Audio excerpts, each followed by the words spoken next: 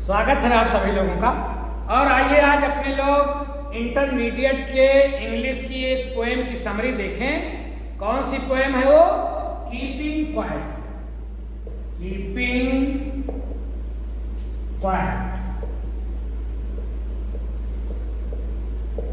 Keeping quiet. Keeping quiet मतलब शांत रहो, चुप रहो। किसने लिखा है इस पोएम को? बड़ी ही प्रसिद्ध पोएम है, पैब्लो नेरूदा साहब ने लिखा है। याद रखिएगा पोएट का नाम। कौन है? पैब्लो नेरूदा साहब। अपने लोगों को बचपन से घर वाले, समाज वाले, मम्मी पापा सब कहते हैं चुप रहो, शांत रहो। अपने लोगों को पूरी जिंदगी शांत रहने के लिए कहा जाता है, लेकिन अपने लोग शांत कब होते हैं? अपने लोग शांत होते हैं जब मर जाते हैं तब। शांत होना हम लोग जानते ही नहीं है। एक दूसरे को शांत करने के लिए पूरी दुनिया परेशान है। पैब्लो नेरूदा साहब भी परेशान है कि कुछ देर के लिए हम लोग चुप हो जाएं। कहता है कभी कि 1 से 12 तक मैं गिनूंगा और आप लोग शांत हो जाना। अब ये 1 से 12 तक ही कभी क्यों कह रहा है? पैब्लो नेरूदा जोर देकर ये क्यों कह रहे हैं कि मैं 1 से 12 तक गिनूंगा, आप लोग चुप हो जाना। क्यों? क्योंकि भैया 1 से 12 तक के घंटे घड़ी में होते हैं। 1 से 12 तो एक सिंबलाइज है, एक सिंबल है, लेकिन घड़ी में कितने घंटे का सेक्शन होता है? 12। देख ले, अब गिन ले, 12 घंटा खाना हो तो भैया।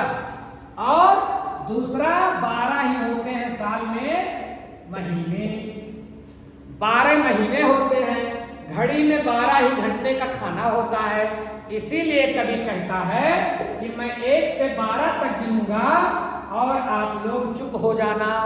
तो चुप हो जाना तो क्या करना? चुप होकर के क्या करोगे?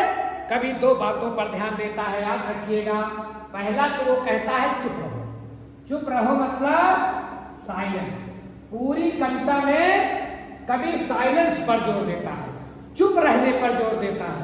और दूसरी चीज आप जान लें कि कविता में कभी चाहता है कि हम चुप हों और इंट्रोस्पेक्शन करें। इंट्रोस्पेक्शन है चुप हो करके। ये नहीं है कि कोई बंदा चुप हो गया, मान लीजिए वो नंबर 1 का चोर है और चुप हो गया, तो चुप हो करके वो सोच रहा है कि फला घर में कैसे सेंधमारी करेंगे, कैसे खोदेंगे दीवार, कैसे अंदर जाएंगे, फला व्यक्ति को कैसे लूटेंगे। ना बाबू, चुप हो करके ये नहीं सोचना है। चुप हो करके इंट्रोस्पेक्शन करना है। इंट्रोस्पेक्शन नहीं, सेल्फ इंट्रोस्पेक्शन करना है। अपना निरीक्षण खुद, अपनी जांच खुद करिए। और किस चीज की जांच करिए? कि आप सही हो अभी तक आपने जो किया या फिर गलत किया। चुप होकर के क्या करना है? चुप होकर के ये अपने लोगों को विचार करना है कि अभी तक हम लोगों ने क्या किया, सही किया कि गलत किया। ये नहीं कि आप चुप हो गए तो उल्टा सीधा सोच रहे हो। फहीम बदायूनी साहब का एक बहुत प्यारा शेर है कि उन्होंने बताया कि मैं चुप रहता हूं कितना बोल कर भी, मैं चुप रहता हूं कितना बोल कर भी, और तू चुप रह कर के भी कितना बोलता है। मैं चुप रहता हूं कितना बोल कर भी, और तू चुप रहकर भी कितना बोलता है। हम चुप हैं लेकिन मन में हलचल मची हुई है। फलाने का क्या कर डाले, धमाके का क्या कर, पट्टीदार का क्या कर डाले, उनका ऐसा कर दें, उनका ऐसे चुप्पी से तुम्हारा बोलना ठीक है। आपका शरीर तो शांत है लेकिन मन का घोड़ा दौड़ रहा है। पैब्लो नेरूदा कहते हैं ये गलत है। आप चुप होइए और सेल्फ इंट्रोस्पेक्शन करिए कि अभी तक आपने जो किया सही किया कि गलत किया, अब आगे आप नहीं करोगे। कहते हैं पैब्लो नेरूदा, अगर मैं 1 से 12 तक कहने से दुनिया के सारे लोग शांत हो जाएं तो उस समय दुनिया में कोई लैंग्वेज नहीं बोली जाएगी। जब कोई बोलेगा ही नहीं पूरी दुनिया में तो कोई लैंग्वेज नहीं होगी। भाषा का युद्ध नहीं होगा, भाषाई युद्ध होता है। तुम हिंदी भाषी, तुम चीनी भाषी, तुम इंग्लिश भाषी, तुम उर्दू भाषी भिड़ गए, पटकी पटका हो गई। नहीं, भाषा का यूज ही नहीं होगा। चुप हो जाओगे तो कोई भाषा नहीं बोली जाएगी, धरती का रूप अलग होगा। क्योंकि उस समय कवि कहता है, पैब्लो नेरुदा साहब कहते हैं कि उस समय न कोई युद्ध होगा, न कोई काम करेगा, सब शांत होंगे। युद्ध जो करते होंगे दुनिया, अब देख रहे हो इस समय हर देश दूसरे देश को मार डालने पर तुला हुआ है, तो युद्ध वाले भी थोड़ी देर शांत रहेंगे। 1 से 12 तक जब गिना जाएगा तो शांत हो जाएंगे और शांत होकर के सभी लोग ये सोचें, इंट्रोस्पेक्शन करें और देखें कि मैं कहाँ गलत था, अब आगे गलती नहीं करूंगा। तो ये कवि अपने लोगों को जोर दे करके कहता है कि अगर ऐसा सारे लोग कर दें तो धरती का एक अलग चेहरा होगा।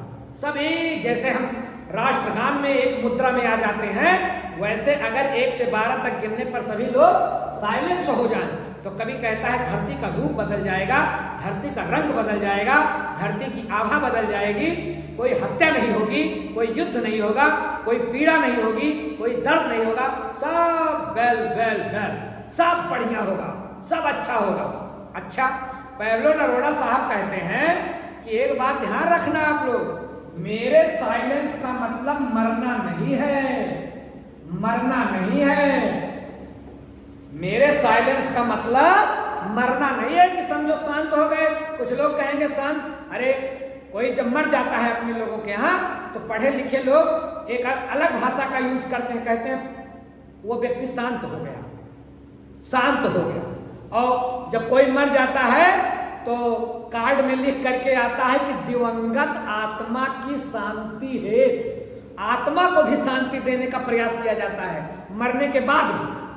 आत्मा इतनी अशांत है कि मरने के बाद भी शांत नहीं होती, उसकी शांति हेतु तो आयोजित भोज में आप आमंत्रित हैं। आप खा लोगे तो आत्मा तृप्त हो जाएगी। एक विधान है भैया, एक विधान। तो पैब्लो नेरुदा साहब कहते हैं कि मेरे साइलेंस का मतलब मरना, मरने से मेरा कोई लेना देना नहीं। तो आप लोग समझ लो कि शांत हो जाना मतलब मर जाना ना। कभी कहता है कि मैं कहता हूं शांत हो जाओ, शांत होने के बाद एक नया कपड़ा पहन करके, एक नया विचार लेकर के निकलो। और कैसे निकलो? जैसे कि प्रकृति जब शांत हो जाती है, जब पतझड़ का मौसम आता है तो प्रकृति शांत हो जाती है, लेकिन जब बसंत का आता है, मानो पतझड़ के मौसम में प्रकृति सेल्फ इंट्रोस्पेक्शन करती है, और जब बसंत का मौसम आता है तो फूलों से वादियों को, खेतों को, चौराहों को लाद देती है। प्रकृति की तरह शांत होइए।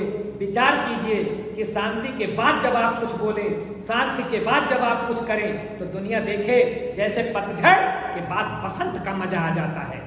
कभी कहता है अगर हम लोग शांत होकर के सेल्फ इंट्रोस्पेक्शन कर ले, शांत होकर के साइलेंस होकर के इंट्रोस्पेक्शन कर ले, तो एक फायदा तो ये होगा कि जो हम मौत से डरते हैं, मौत से नहीं डरेंगे। क्यों? मृत्यु से वो डरता है जो जीवन को नहीं समझ पाता है। जिसने जीवन को समझ लिया, मृत्यु उसके लिए श्रृंगार है, लेकिन जो जीवन को नहीं समझ पाया, मृत्यु उसके लिए भयानक काल कोठरी है।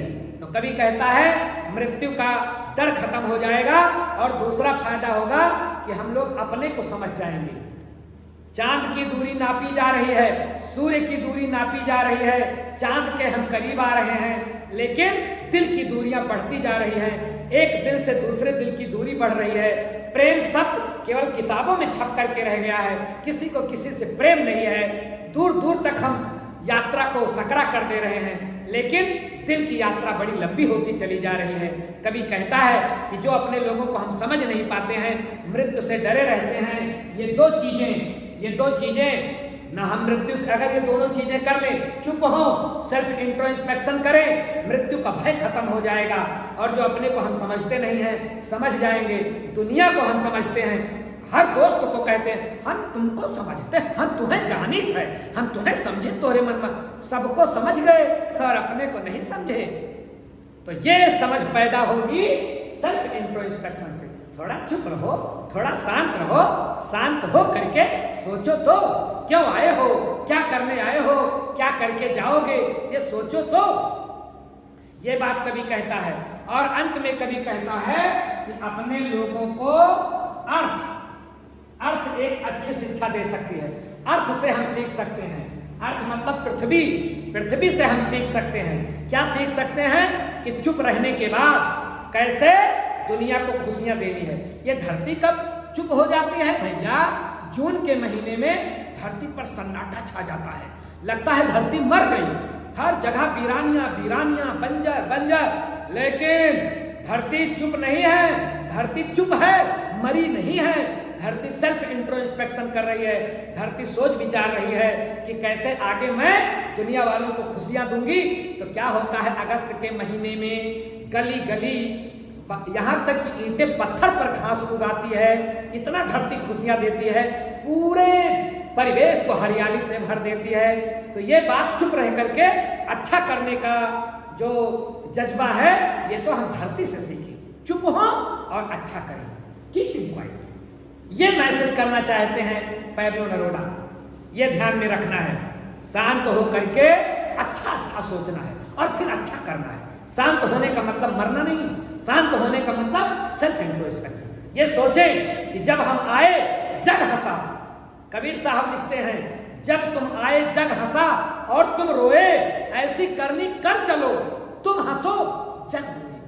कबीर साहब तो क्या करते हैं, लेखा लेखी नहीं देखा देखी लिखते हैं। कितनी प्यारी पंक्ति लिखी है कि जब तुम आए जग हंसा। जब हम लोगों का जन्म हुआ, घर में थाली बजाई गई, बुआ आई और थाली बजा करके नेक मांगा, पूरी दुनिया खुश हुई, बड़े बड़े भोज आयोजित किए जाते हैं, बड़े लोग। जब तुम आए जग हंसा और तुम रोए, लेकिन अपने सब ही करके पैदा होते हैं। जब तुम आए जग हंसा और तुम रोए, लेकिन ऐसी करनी कर चलो कि तुम हंसो जग रोए। ऐसा काम करके हम लोगों को जाना चाहिए कि हम मुस्कुराते हुए जाएं, सारे फाटक खुले रहे, कहीं बैरियर ना लगा हो, कहीं टोल प्लाजा पर गाड़ी रुकनी ना हो, लाइसेंस ओके हो, हम लोग निकल जाएं और यहाँ रहने वाले रोएं। क्या कैसे होगा ये? सेल्फ इंट्रो इंस्पेक्शन से। यही मैसेज करना चाहते हैं महान कवि पैब्लो नेरुदा। कहते हैं बाबू थोड़ा शांत हो जाओ, थोड़ी देर के लिए रोज शांत हो जाओ। घड़ी में 12 घंटे होते हैं, 12 सेकंड, 12 मिनट चुप हो जाओ और सोचो कि हम कल कैसे बेहतर करेंगे, कल टुमारो कैसे बेटर होगा। ये कुल मिला करके जो है मैसेज है इस पॉइंट का, कीपिंग क्वाइट।